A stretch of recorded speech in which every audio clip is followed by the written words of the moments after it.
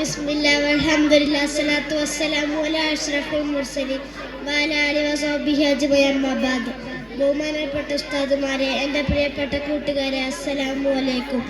അന്ത്യപ്രവാചകൻ മുഹമ്മദ് മുസ്തഫ സല്ലല്ലാഹു അലൈഹി വസല്ലമയുടെ ജന്മദിനം ആഘോഷിക്കുന്ന ഈ വേളയിൽ നിങ്ങളോട് രണ്ടും സംസാരിക്കാൻ കഴിഞ്ഞതിൽ ഞാൻ ആദ്യം തന്നെ അള്ളാഹിനെ സ്തുതിക്കുന്നു. അൽഹംദുലില്ലാ. മുത്തുനബി സല്ലല്ലാഹു അലൈഹി വസല്ലം നമുക്ക് ധാരാളം മൂല്യങ്ങൾ പഠിപ്പിച്ചു തന്നിട്ടുണ്ട്. എൻ്റെ ഈ കൊച്ചു പ്രസംഗത്തിൽ അതെല്ലാം വിശദീകരിക്കാൻ കഴിയില്ലല്ലോ. അതുകൊണ്ട് ഏറ്റവും പ്രധാനപ്പെട്ട ഒരു സംഭവം ഞാൻ നിങ്ങളുമായി പങ്കുവെക്കാം. മുത്തുനബി സല്ലല്ലാഹു അലൈഹി വസല്ലം ഒരിക്കൽ പറയുകയുണ്ടായി, ഏത് പ്രതിസന്ധി ഘട്ടം വന്നാലും നിങ്ങൾ സത്യം മാത്രമേ പറയാൻ പാടുകയുള്ളൂ. ഇത് വെറുതെ പറയുക മാത്രമല്ല ചെയ്തത്, ഇതവിടെ നിന്നും ജീവിതത്തിലൂടെ കാണിച്ചിരിക്കുകയും ചെയ്തു.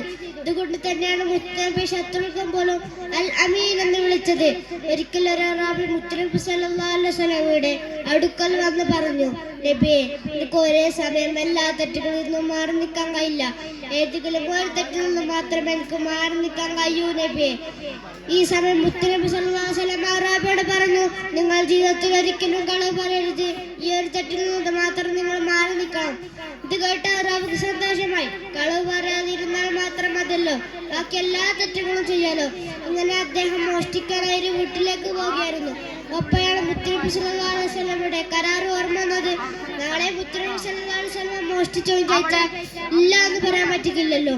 അതുകൊണ്ട് ആ തെറ്റിൽ നിന്ന് പിന്മാറി. അങ്ങനെ ഓരോ തെറ്റുകൾ ചെയ്യുമ്പോൾ നബിയുമായുള്ള കരാറ് ഓർമ്മ വരികയും ആ തെറ്റിൽ നിന്ന് ഒഴിഞ്ഞു മാറി സ്വാലിഹായ മനുഷ്യനായി ജീവിക്കുകയും ചെയ്തു. ഇങ്ങനെയാണ് മുത്തുനബി സല്ലല്ലാഹു അലൈഹി വസല്ലം അന്യായികളെ സന്മാർഗത്തിലേക്ക് നയിച്ചിരുന്നത്. എല്ലാവരും പ്രവാചകനെ പിൻപറ്റി ജീവിക്കണമെന്ന് പറഞ്ഞുകൊണ്ട് എൻ്റെ ഈ കൊച്ചു പ്രസംഗം ഇവിടെ അവസാനിപ്പിക്കുന്നു. അസ്സലാമു അലൈക്കും.